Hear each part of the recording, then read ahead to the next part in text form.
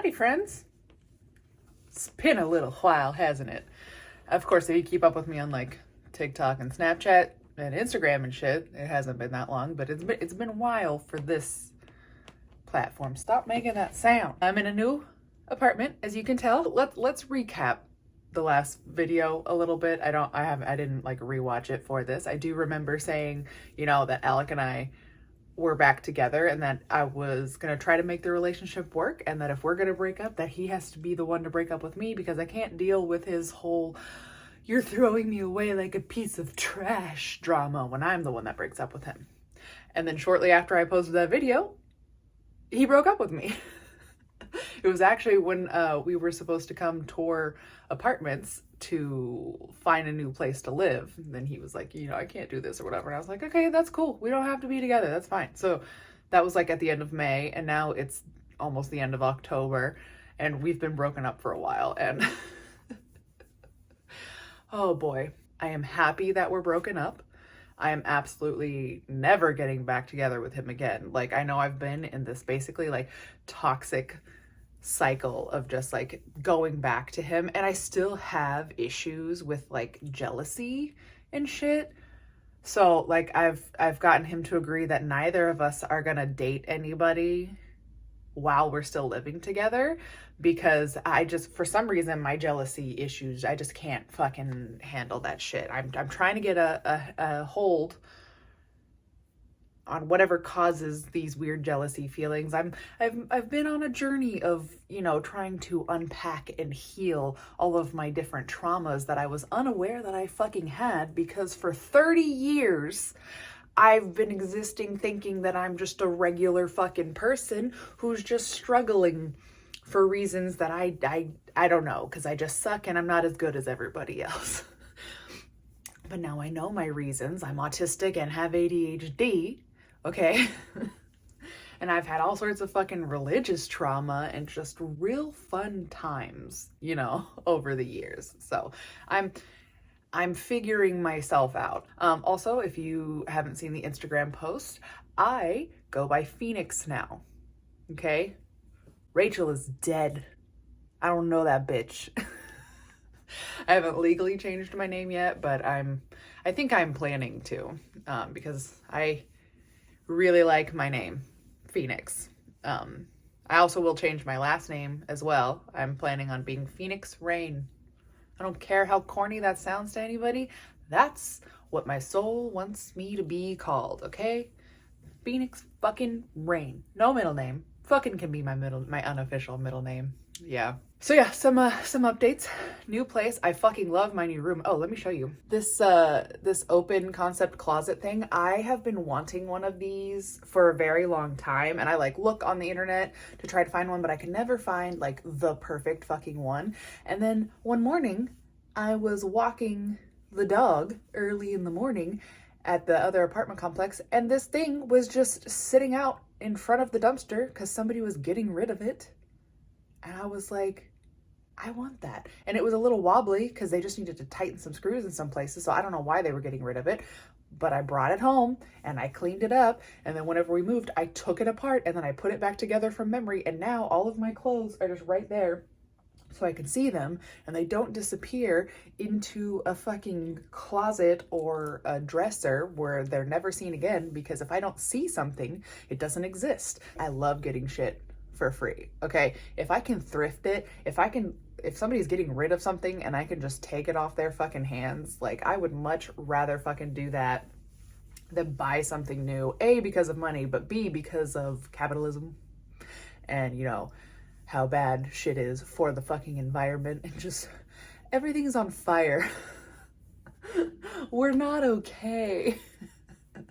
Oh, I have a septum ring. Y'all haven't seen that.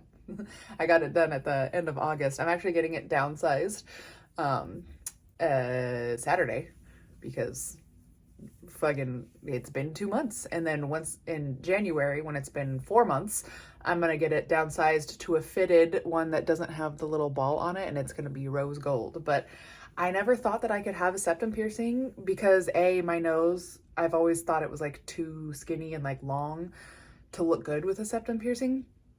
But also I have a deviated septum. And so whenever I went to get my lip jewelry changed, I was asking the piercer there, one of the piercers, if they think that my nose would suit a septum piercing. And he like stuck his fingers all in my nose and was like, "Argh." And he was like, well, it's pretty deviated. So, you know, we could pull it from here, but then once it goes back, it'll be all crooked. And so I was discouraged, and I was like, I'm never going to be able to have a fucking septum ring because it's going to be crooked. And I can't deal with crooked shit. Okay. It needs to be perfectly fucking symmetrical. All right. I know my face isn't even perfectly fucking symmetrical, but I need the things on it to be perfectly fucking symmetrical. So I had bought some like fake septum ring things, and I had been wearing those, and I was like, God damn it, I fucking love the way this shit looks. And so just randomly I got this like sudden urge to fucking get my septum pierced. So I got on the website for the place that I get my piercings done, which is fucking amazing. I love that they have 3 locations, and I love all of them so far. I mean, I'm going to the one closest to me for the first time this Saturday to get it changed since I moved now. So, but I'm sure it'll be great because all of their studios are great. They're called Adorn. Anyways, I didn't expect there to be an appointment like super fast. So when I got on, there was one for the next day, and I was like, oh shit. So I went ahead and booked that. And when I got there, you know, cause I was like, whatever, I'll let it be crooked. When I got there and my piercer came out, the piercer looked familiar to me, but it didn't like click in my head. And when we were up in the room and she was like looking at my nose and stuff, she just stopped. She pulled back and she's like, did I pierce your lip? And I was like, oh shit. And everything like clicked together because she had been my piercer that did my lip, obviously, at the other location, at the west location. And then I was at the east location. I didn't think that she like worked at that location. And she just ran, like she works there like 1 or 2 days a week. And it just happened to be, and there was also another person there getting their septum pierced at the same time as me. So it was meant to be because I love that fucking piercer. She does things very like intuitively, and she pierced my septum where it's like super fucking straight. It's like not on this little fleshy part here, but she found an area like, look at my nose. She found an area up higher where it has like a perfect like straight through, and it didn't hurt that bad. And it's been great to fucking heal, and I love it. But yeah, she was like, oh my God. She was talking about, you know, getting it downsized or whatever.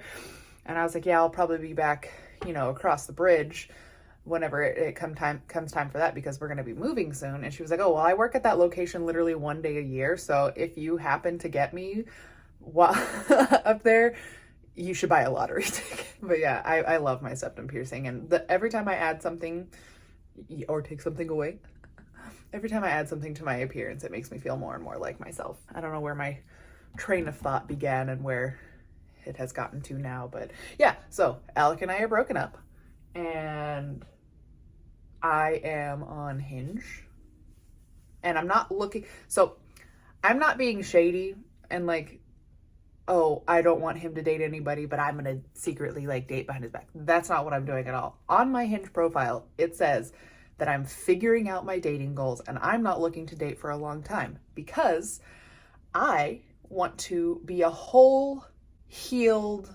functioning human before I ever get involved with anybody like that again. But I do want to have queer and neurodivergent friendships and other types of relationships. I don't know, we'll just see where stuff goes, but I'm not like trying to date anybody. I just want connections with people who are like me, because I'm sick and tired of having to fucking deal with Alec and his just like, we are so different.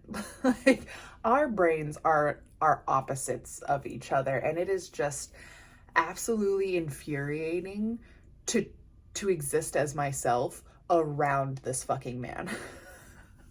Because we're gonna go on another tangent, okay? Because I, again, unmedicated ADHD, right? And you need all of the details for things because that's just how my brain fucking works. I have a trigger, which is being called annoying. I don't know why it is such like an intense trigger for me, but it is, and I'm trying to figure out how to control it. But for now, you know, it just is what it fucking is, and I isolate myself whenever I'm triggered and like have to regulate my emotions. He knows this. I have told him so many times, hey, please don't call me annoying. I have been called annoying my entire fucking life just for being myself. I don't understand what it is about my unmasked, unfiltered self that prompts people to call me fucking annoying, but I get it a lot, and it has very significant impacts on how I feel about myself. And I don't call me annoying. And you know, he had drawn a line in the sand at the word bitch, because even being called bitch playfully, it fucking triggers him, and it like threatens his masculinity or something. You know, I don't know exactly what it is, but I respected that, and I was like, okay, I will not even playfully call you a bitch. And I've just kept that piece of information in my fucking head. The other day, we were sitting at the table eating food, and I had asked him a question, and he had made some sort of comment about me being like very critical. And the way that he said it was like, there was a comment about him being critical, and he's like, oh, you're one to speak. Like, it was like a really, like, he feels this way about me. He feels like I'm a really critical person. And that's another thing that I get also, is that I'm like judgmental or critical, which it's literally only because I don't know why people call me judgmental or critical. Because the only thing that I ever fucking do is if you say or do something that is factually wrong, I will just share the information with you matter-of-factly. Like, hey, this is actually that, not this. Maybe you didn't know that. Because that's how I like to be interacted with. If I'm wrong about something, because most of the time, if I'm speaking about something and I'm like very emphatic about being right, it's because I have done a lot of like learning about it, because I like to know that I'm speaking from a place of evidence, from a place of fact. Whenever I'm like saying something or like making a claim, I like to just make wild claims out of my fucking ass about shit that I haven't actually like looked up. So, you know, this is also a part of me having to figure out how my brain differs from other fucking people, because I, like I said, was just sharing. I just share like facts about stuff, and hey, you know, this is, I don't say you're wrong. I'm like, hey, in case you didn't know, this is actually what this is, and it's backed up by this evidence. So yeah, he had said, oh, you're one. And it was definitely like, he feels some type of way about this. And so I was trying to get him to clarify. I was like, what? I was like, what do you mean by that? And he just wouldn't fucking talk to me. He just kept looking at his phone. And I was like, hello, what do you mean by that? And he was like, you're being annoying. And so I was like, fucking really? So I just shut down immediately, got the rest of my fucking food, and came to my fucking room and just closed my door. And just for the rest of the day, I was not speaking to him because I couldn't. I was just so fucking mad. When I get in that triggered state, like, that's all I can focus on. And I know if I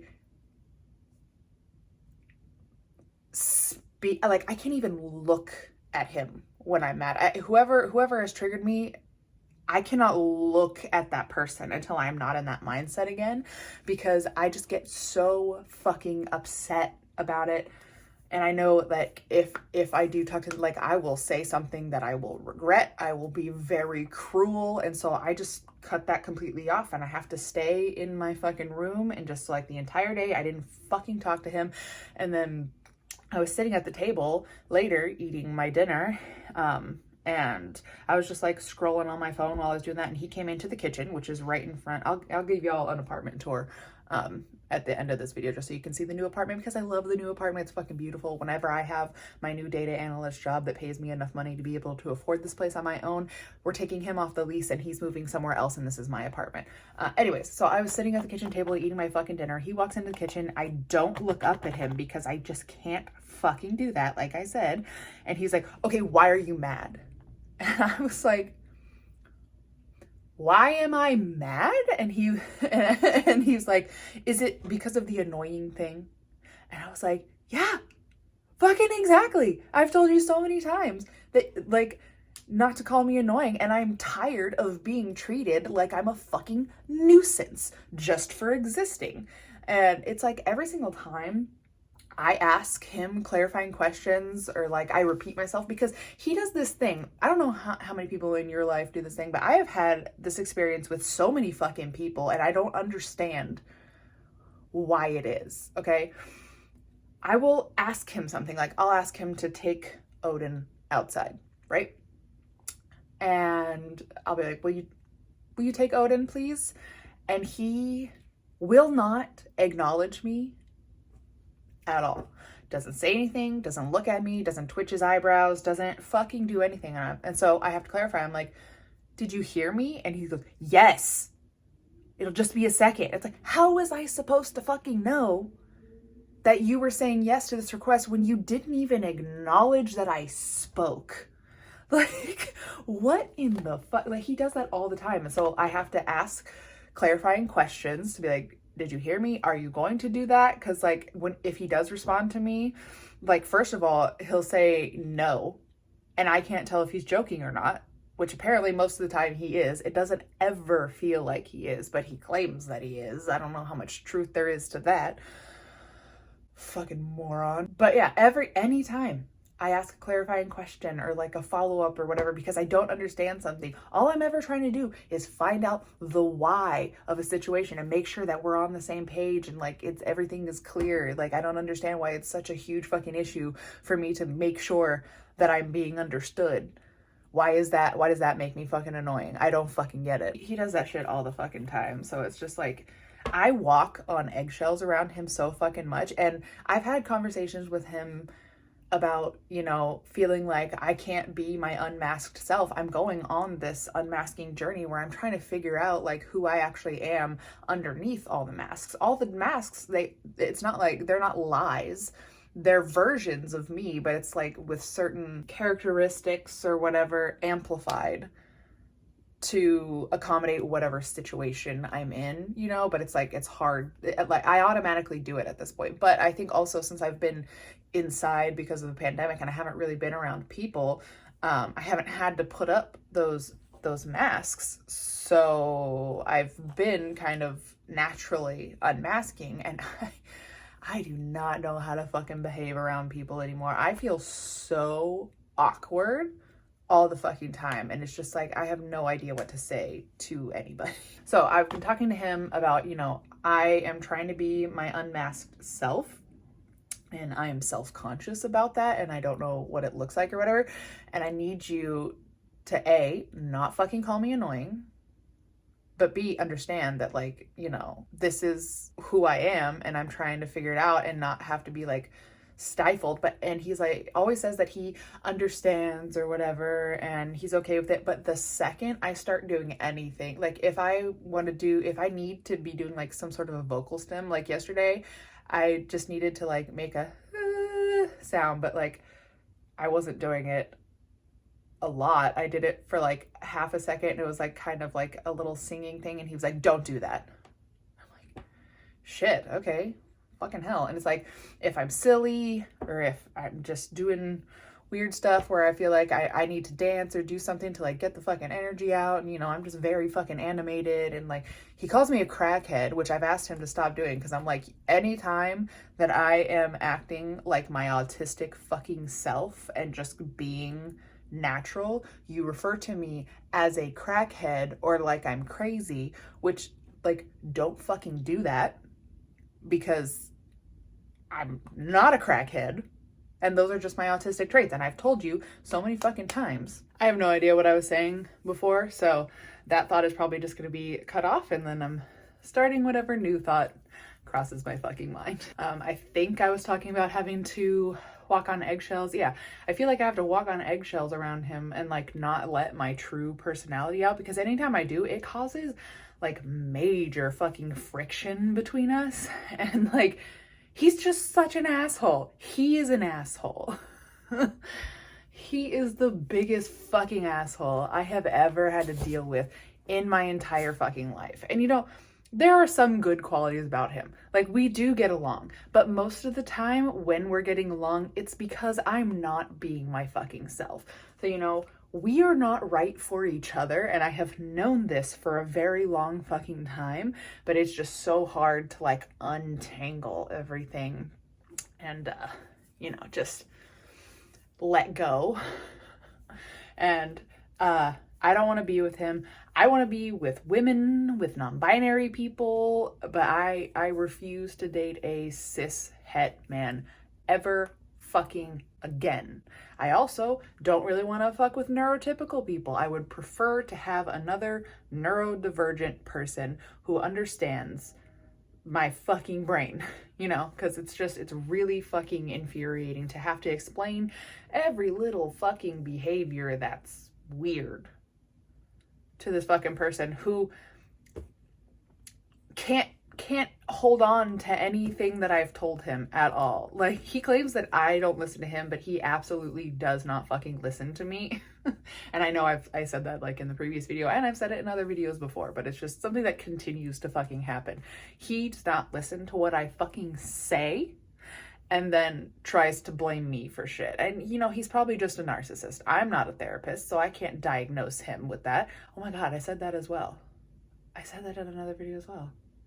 Anyway, yeah, I still feel that way. I still feel like he's a narcissist, but, you know, whatever. Queer fucking neurodivergent people. That's all I want to be with. So I think I got on that tangent because I said I was on Hinge, and then I went on that whole tangent about, yeah, how that's not sneaky. Okay, yes, so Hinge. I have been talking to two people from Hinge. One is a non-binary person, and the other is she, they pronouns. And one of them, the non-binary person, I'm meeting up with on Thursday. We're gonna go like kayaking. They just asked me if I wanted to do that, and I was like, okay, hell yeah, let's go do that. So hopefully I'll be making a friend.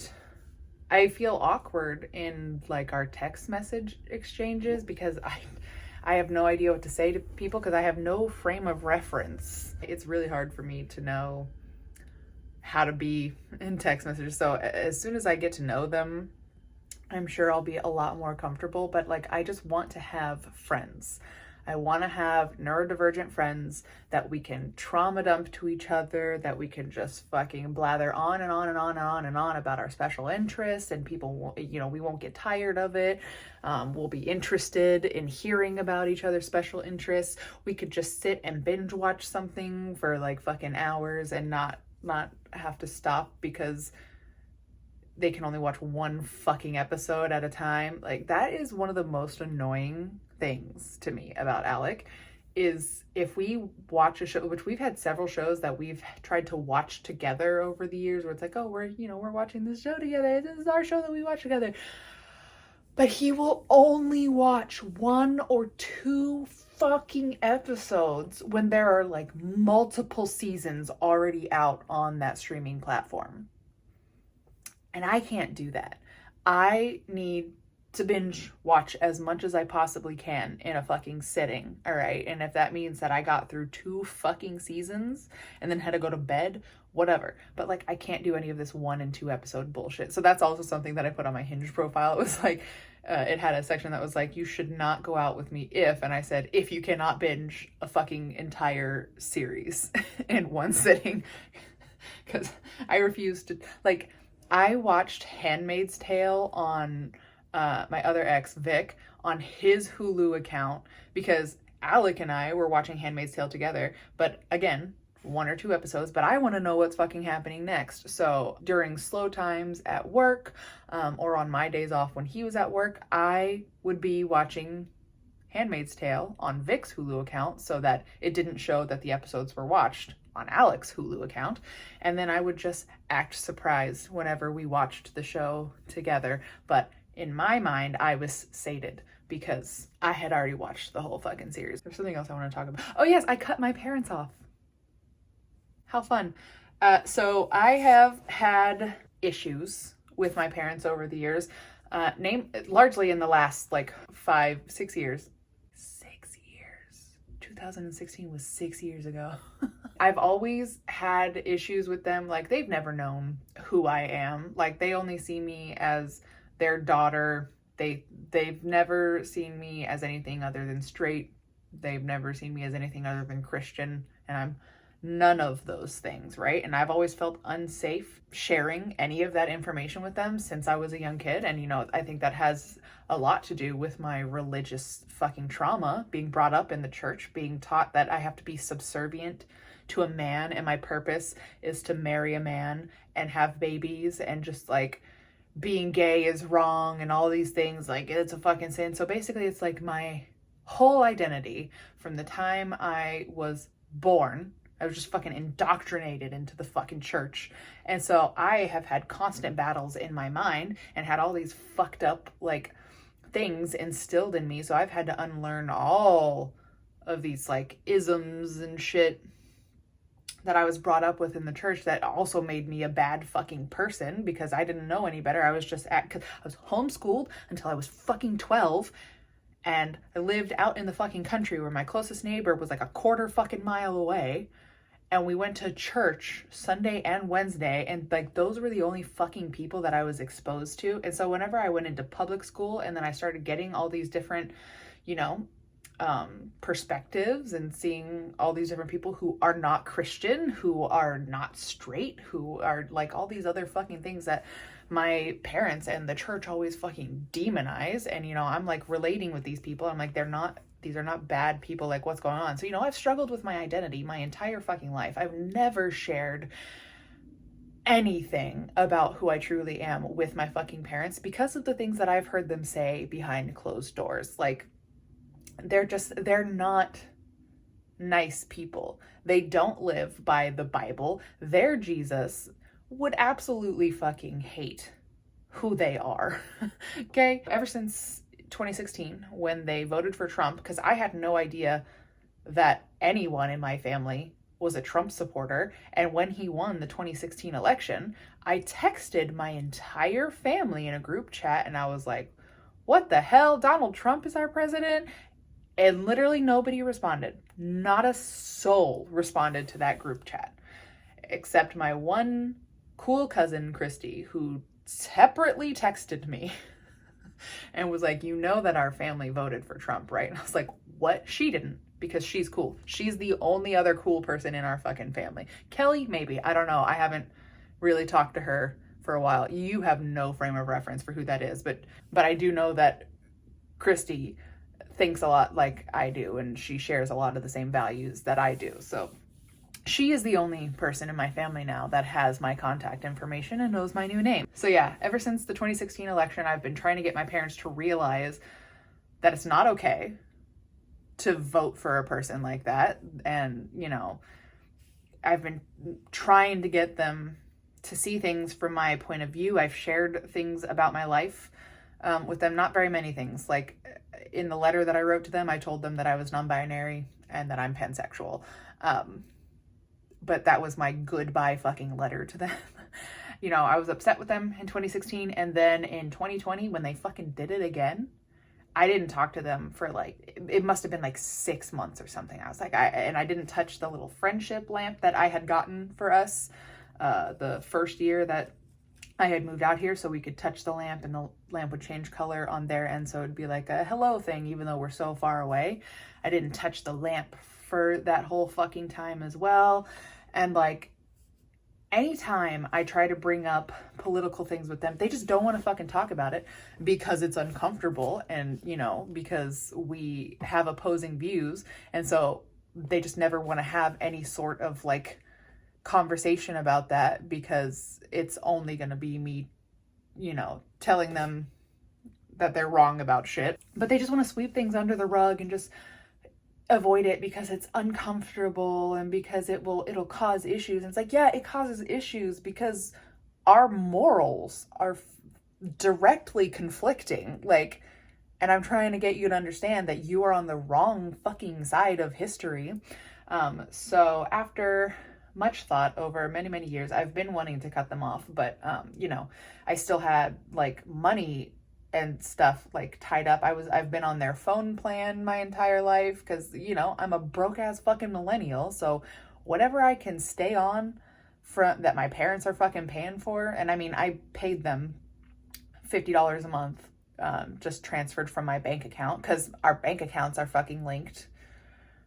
Fucking hell, man. Like, everything was so entangled with them. So I needed to quit my job, and I needed money to be able to survive between jobs. And so I asked my parents, I had my mom liquidate the assets that I had got from when Jonathan had died, and then, you know, we invested that money and it grew and grew and grew, and she kept trying to guilt me the whole fucking time. I'm pretty sure I talked about this in another video where it's like, oh, you need to be productive, you need to leave that money there so you can retire when you're in your 60s. And I'm like, I'm not even gonna make it to my 60s if I don't get this fucking money, because I don't want to live on this fucking planet anymore, because I can't take this fucking 9-to-5 fucking bullshit and wasting my life away for poverty wages where I can't even afford a 1-bedroom apartment at a 35% fucking discount for a company that I fucking work for by my fucking self. Are you serious? Like, absolutely the fuck not. So she dragged her heels on that for like 6 months as well.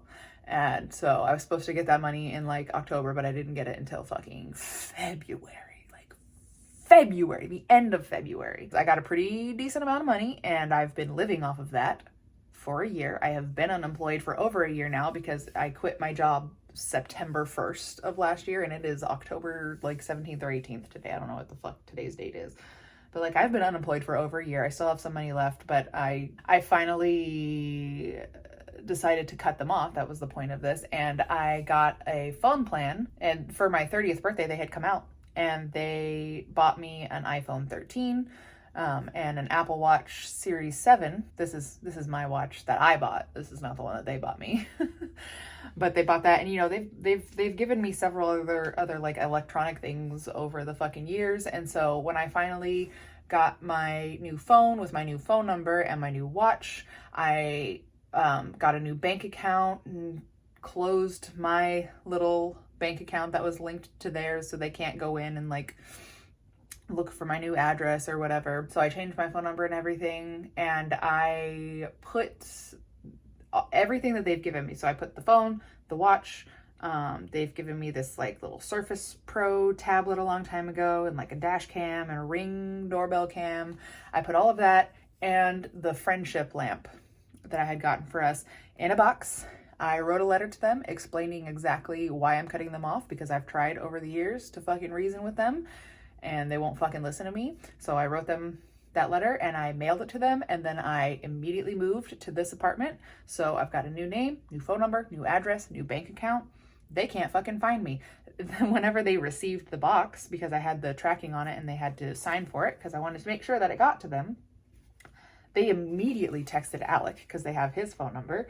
And they were like, hey, it's been a while since we've talked. Can we talk for a couple of minutes? And so he came in and showed me that. I was like, fucking block their number. Like, absolutely do. So like, you know, maybe this is the only way to make them realize they are wrong, because they are. They are absolutely fucking wrong for the shit. Like, there was as soon as Roe got overturned, I was like talking to my mom on the phone, and I'm unable to not talk about shit like that. It's like, people who aren't political, this is not the day and age to be not political, because like, there are actual human rights at fucking stake here, and people are dying and suffering because people are voting for fucking assholes that just want to line their own pockets and want to make this a fucking Christian nationalist country, which is in fucking sane. I do not know how we got to this fucking point. So I was talking to my mom about Roe v. Wade and how I was upset about it, and she was like, oh, sweetie, abortion is not healthcare, it's murder. And I was like, are you fucking serious?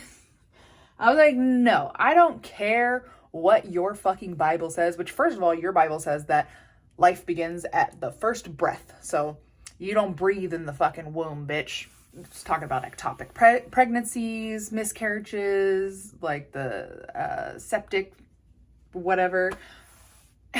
And I was just so fucking angry. And so I hung up the phone and I didn't talk to her. And then my dad like texted me a couple weeks later. And then I was like, you know what? You guys are, I'm upset with y'all. And like, I had this whole back and forth, and my dad just tried to fucking gaslight me the whole time. And he kept saying, oh, what rights are you losing? So I spelled out every single thing that's being restricted, you know, and he chose to ignore that. And then like later in the conversation was like, so what rights are you losing? And I was like, I already told you what rights are being taken away. And it doesn't matter if it's rights that are being taken away from me or being taken away from other people. The fact that people are losing fucking rights should upset you. You should care about everyone's fucking rights. And then he goes, well, what about my rights? And I was like, your rights? Please, please, Father, what rights as a cishet boomer white male are being taken away from you? And his response to that was cishet. So I had to spell out cisgendered heterosexual. And then he completely ignored that.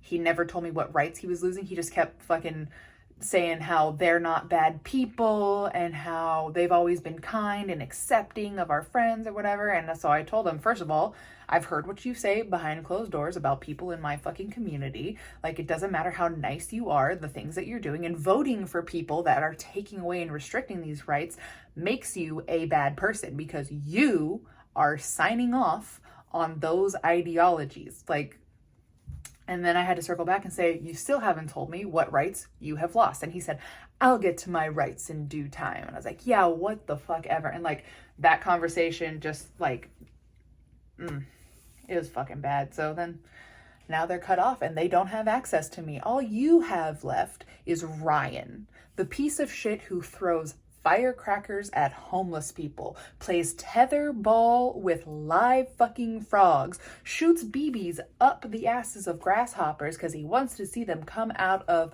their fucking head. Like, this fucking piece of shit who pushes cats into big tins of water that is intended for cows because he wants to fucking drown them. Yeah, you get that asshole. And your only other good kid fucking died. And now I'm basically dead to you as well. So, yeah, there have been a lot of changes in my life. But yeah, I've been applying for jobs since I finished the program that I was doing with Merit America. Got my Google Data Analytics professional certificate. I still don't feel super prepared for a data analyst job, but I'm trying to do like other practices to strengthen the skills for things so that I can. But like, I've been applying for so many jobs. A lot of them I don't hear back from at all, or I just get like immediate fucking rejections. One person messaged me on LinkedIn from one of the places that I applied for, and he was like asking for times to do a 30-minute phone call like about it because he liked my resume. And then I gave him dates and times and he hasn't said anything else, so I have no idea if that's going to go anywhere.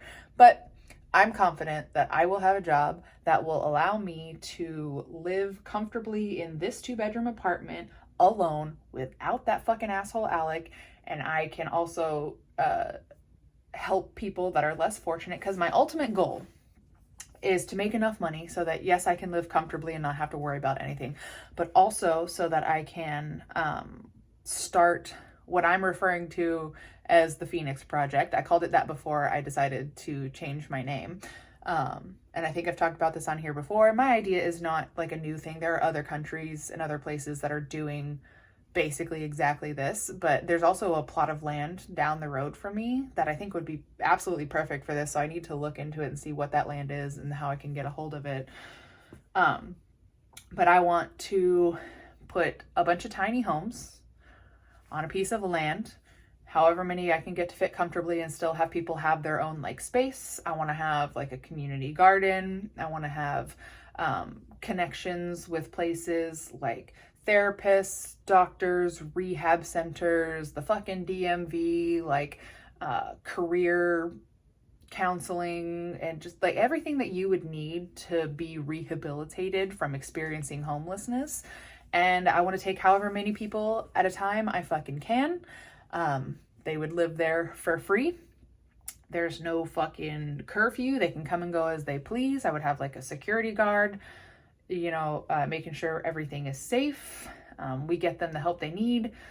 I would like to have everybody have a physical and psychological evaluation so we can figure out a tailored plan for each fucking person so that we can help get them recovered, get them whatever medical attention they need, and reintegrate them back into society. And even after they leave the little tiny home community, they would still have access to support and resources so that they don't end up back on the streets. I want to be able to do that for people. And I don't want it to just be for a small group of people at a time. Like, I'm hoping I can do like at least 30 people at a time. I know there's way more than that, but I'm just one fucking person trying to do this. And then maybe if I can get funding, I can open up like more and have, more people helping me.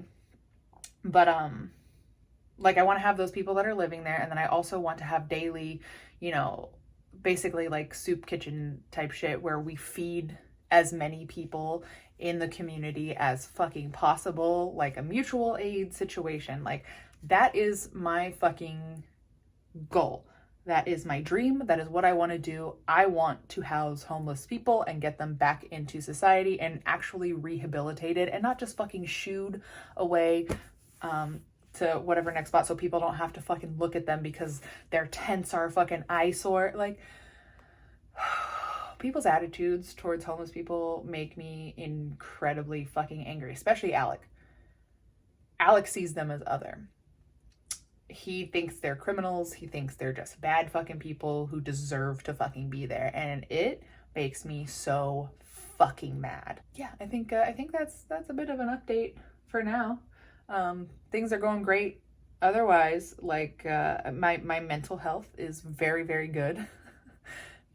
I still have obviously these struggles that I'm talking about, but ultimately the fact that I understand my fucking brain now and I can recognize when I'm having these issues that are attributed to just the way that my brain is fucking structured and the unmedicated ADHD that I've fucking dealt with my entire goddamn life and just felt like a goddamn failure. My mental health is in a very good place. I listen to my body and I give myself grace and like let myself, if I trip over my words quite a lot and get frozen in my words because my brain is going a trillion miles a second and it's hard to put all of that into one coherent thought. Anyways, so if I'm experiencing issues with executive function where I can't get out and go for my run, like today, I can't convince myself to go run. I'm glad I went and ran yesterday, but today I just can't fucking do it. Like, I have energy, but I don't have the, hey, go fucking do that in my brain right now. It's like, it's not letting myself, but I'm listening to myself. And, if my body can't do something, if I just need to rest, I am allowing myself to have that. And it has improved my mental health like so fucking much, just allowing myself to be okay with doing nothing and not being productive or whatever. I also, these are some like THC drops. It's called Jelly Breath, is the specific like, I don't know, strain or whatever. Since I have anxiety and my thoughts race all the time, usually like weed just amplifies that. There are good parts of it because like I like to feel, the good, the happy, the whatever that THC makes me fucking feel, but I hate the anxiety. So I went to the pot store near me and I was talking to the nice gal there and explaining, is there anything that doesn't have like racing thoughts, asking about terpene profiles because I've been looking into that, and she recommended this to me. And so I do however many drops. I think I do 5 drops. So it's like they have all these different lines on it. So I'll like take it down to like the next line, and like one drop is like 2 milligrams or whatever. So I'm doing essentially like 10 milligrams. Sometimes I do 2 lines. If I'm really feeling, I sound like I'm doing coke. I do 2 lines. Sometimes I'll do 20 milligrams, but this, absolutely no paranoia, absolutely no fucking racing thoughts. I did that, and then we went to the bar the other day, and like normally I could not fucking be in public when I'm high because I just think that everybody fucking knows that I'm high, and then my thoughts fucking race. And even taking Odin outside, like if I'm high, I feel like I don't know, it's just like this big chore, and everybody again is gonna know that I'm high, and it's like I look really suspicious or something. But no, I can just go outside while I'm fucking stoned, and I just feel good. I feel happy. I'm more sociable. I'm like able to interact with people. My brain can focus like on something for a longer period of time than my ADHD just being allowed to be completely unmedicated.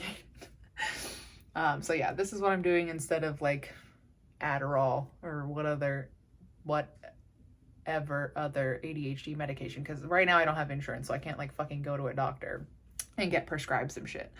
But this is fucking nice. So I've been really fucking enjoying that.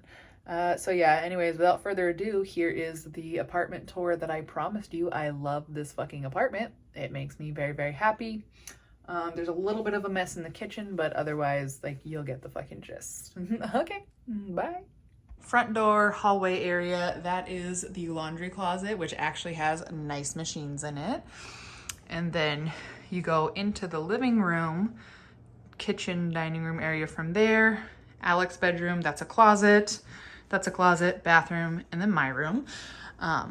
So here we have my gallery wall with Odin's pictures, and then you go in here and you've got the couches, which fit perfectly in this fucking living room. Like, just amazing. There's a nice patio out there that's pretty private.